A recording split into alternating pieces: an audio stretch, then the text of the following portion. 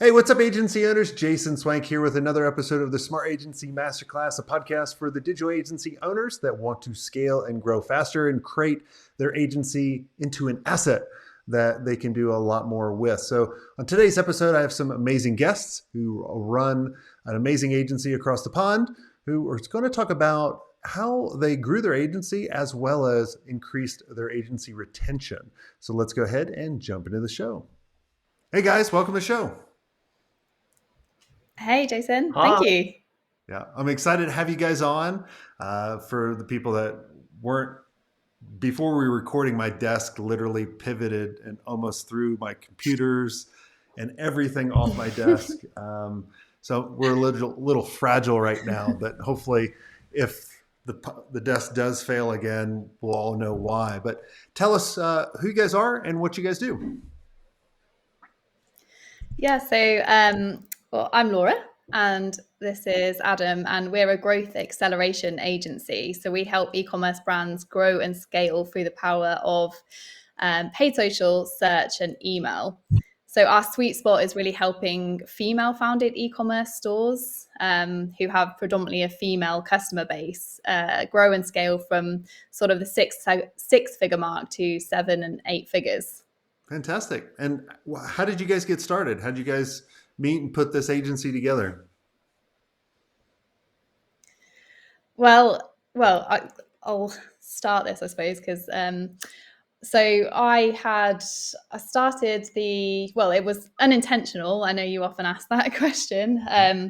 So I was doing network marketing at the time, and I actually launched my own sort of brand and used social media to grow my own brand. Had success with that, and then I started doing a bit of consultancy to other brand owners to kind of help them with organic social when organic social was the only thing you needed to grow. Very different now. But I kind of quickly realized that paid social was where it was at to help these brands really grow and scale to the next level. So I invested a lot of time and money into some of the best mentors in the world because I wanted to be the best at Facebook ads. Worked with a lot of different businesses and really found a passion for e-commerce. And I actually started my own e-commerce store alongside of the agency. Don't know why. Wasn't a great move as I was so busy.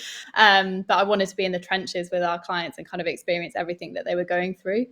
But really, I was a one-man band. I was a contractor and kind of really, really swamped when I was taking more and more businesses on and getting referrals. I'd known Adam for quite a few years, and luckily Adam was at a bit of a crossroads in what he was doing, and he wanted his own business as well and had some amazing complementing skill sets to what I had, being in business development and employee engagement. So Adam and I had a chat about 4 years ago, and very gratefully he joined the business journey with me. I'll pass over to you, Adam, to finish that off. Yeah, so it was a really, fortuitous time for me, really, that I'd followed Laura's journey because obviously we knew each other and was watching kind of Pink Leopard grow, and I knew she was going to do a great job. And then when she contacted me to give me this kind of offer of would I like to go on the journey with her, I jumped at the chance. And as Laura said, the complementing skill sets that we have, Laura is very much the technical one and knew how to run the ad accounts, where my skill set was new business and helping to grow her business together. So I would bring the accounts on, pass them over to Laura. She would look after them and help them grow, and then account manage them as well. So that's kind of how we got started. Yeah, and that's how I joined Laura. What was the turning point for you guys when you started hiring people? Because if you were selling and then you were doing operations, how long did you guys do that before you started bringing on some people? I think it was about 6 months, was it, Laura? Very fast. Yeah. I like it. Yeah. Yeah, it was quite quick. And then we quickly hit the pandemic then, which is when we kind of really started to fly. And that's when we sort of, our team really grew quickly then, wasn't it? Yeah, we brought in an account manager as our first kind of hire because it kind of helped to alleviate the handover from sales to delivery.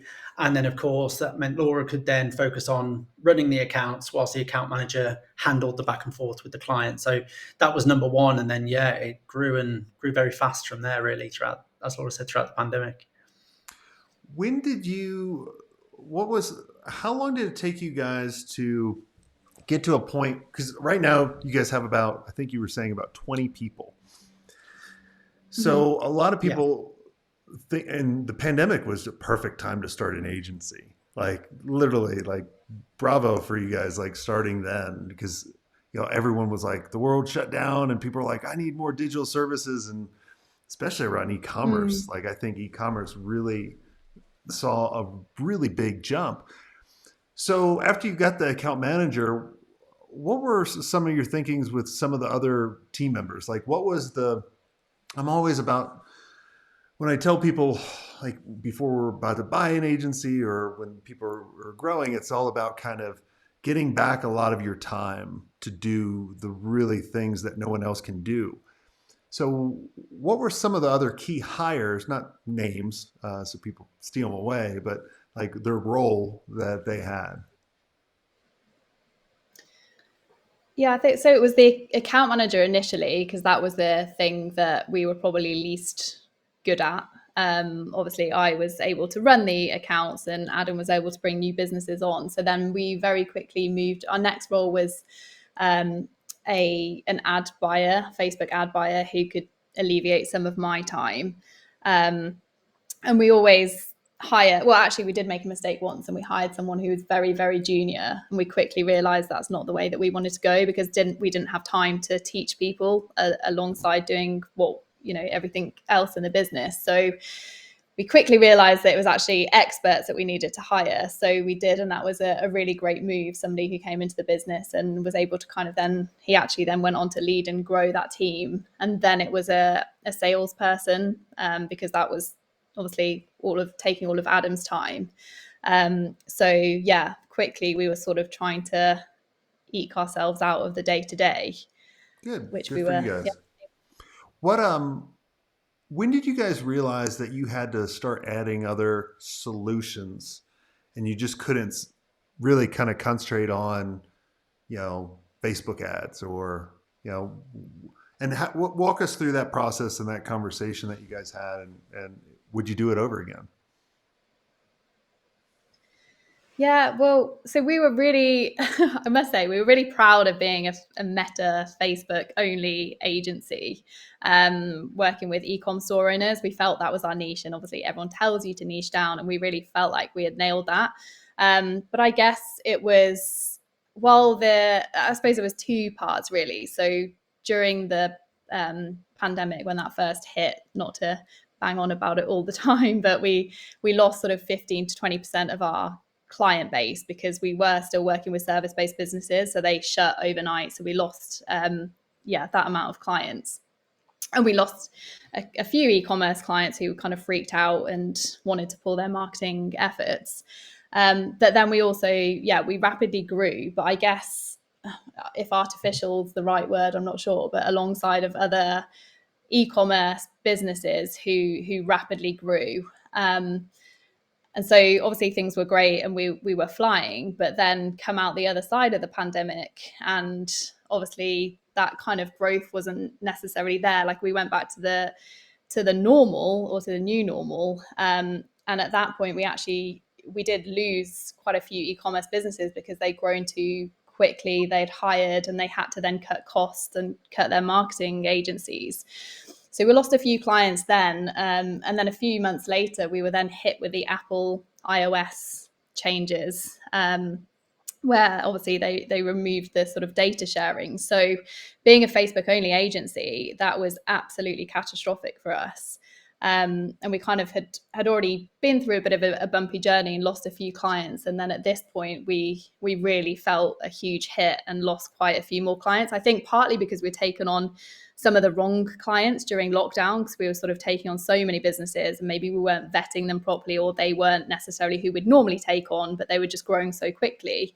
And I guess overnight, really, we realized that relying on this single channel, which was Facebook, was just really, really risky for us. And yeah, felt pretty uncomfortable. So we kind of, during lockdown, we'd quickly pivoted from service-based business to like being all in with e-commerce, which was a good move. We then decided to pivot from just being Facebook into bringing on other services. We needed to make sure that our retention was stronger and really kind of diversify our service offerings. So that was really what had started it, and yeah, has been a great move for us.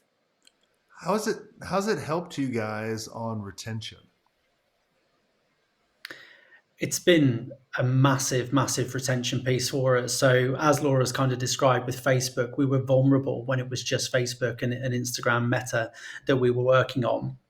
But when you find a business that you can partner with that understands the value of a whole marketing mix, where you're including your discovery, your intent, your retention, because we brought in email marketing a little bit further down the line as well, it's really helped our clients to become so much more robust and sticky, because you're not reporting on just one channel. And then we could talk about attribution and the issues that have arose from that recently. But when you're looking at the back end and true results that Shopify, for example, will show you, and you're working on Facebook, Google, and email, that's a true reflection of the work that's being done, and they can't kind of hide away from that. So it's also a real big deal to move all of your marketing efforts to another agency once you've got all of these different cogs in place.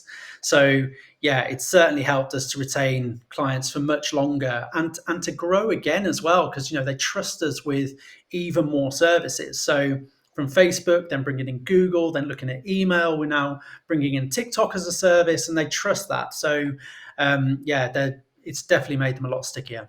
I always tell everybody I think people misjudge a lot of times when people say, hey, in order to grow your agency, you need to really niche down. And they think, well, I got to niche down just in a service. And they're just focused on a service. But at the end of the day, what your clients want is you to solve their biggest challenge, the quickest. And so how can you do that? You can do that through providing them a solution for their challenge. And that's really why I wanted to bring you guys on and talk about that, of going, we started here because we knew how to do something really cool. Someone offered us money and we were kind of tricked into this agency life, right?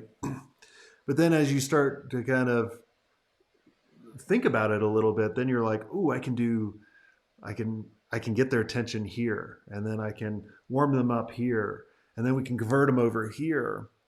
It's a really amazing solution, and that's really why we do the podcast, is to kind of highlight very smart people like you guys. So I want to applaud you guys for providing a really good solution to a specific audience. Like, that's the win. That's when you guys start having exponential growth, and this has all been amazing. Is there anything that you would do differently if you guys had to kind of start back over in year 2 or year 1?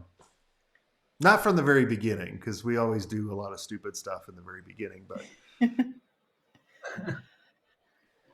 Oh, good question.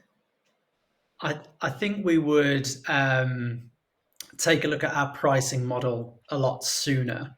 I think this is, every agency pretty much is guilty of starting with lower fees that aren't right, to win business and grow. And you kind of a needs must at the beginning, you kind of have to do that. But I think then getting to a point where you've really kind of looked at your hourly rate, you've done some time tracking exercises, so you understand where you're profitable and where you're not, and then making sure that you're kind of rigid with that pricing structure. Saying no to the wrong clients, we certainly do that a lot. In the early days, as Laura said earlier, we have said yes to the wrong ones, but now we are very, very kind of strict criteria for coming on board with us. But they have to be profitable for us to work with them. So getting that pricing structure right sooner, or doing a project on that, would have been the one thing that I'd kind of change earlier on. Very cool. Yeah. Awesome. Were you going to add anything, Laura? I was maybe just going to say, getting a bit clearer on like who we really liked working with. Again, we've taken on a lot of the wrong kind of businesses that weren't suited to us, or they just weren't how do I say it nicely? Maybe they just weren't We a get it. right fit personality wise. They Yeah, were we get they it. were We all right get for it your as agency competition. owners. Yeah, yeah, exactly. And so just, yeah, really kind of honing in on like who we loved serving. And I think that's why we really found that female founded businesses and who had these female customers, a lot of our team are female, and we just, that's where we kind of, everybody really loves working. We kind of do our best work. So I guess maybe trying to identify that a bit sooner as well, instead of trying to work with every e-commerce store. Yeah, you can't help everybody. There's only a select few. And I'm glad you guys figured that out. Well, what's the agency website people can go and check you guys out? It's pinkleopard.co.uk. Awesome. Easy enough. Well, everyone go check it out. Thanks, you two, for coming on the show and providing amazing value to the audience. And if you guys are listening to the show and you want to be around the most amazing agency owners that are always constantly sharing the amazing strategies and be able to see the things you might not be able to see in your agency so you can turn your agency into an asset rather than an agency burden, I want all of you to go to check out agencymastery360.com. And until next time, have a swank day.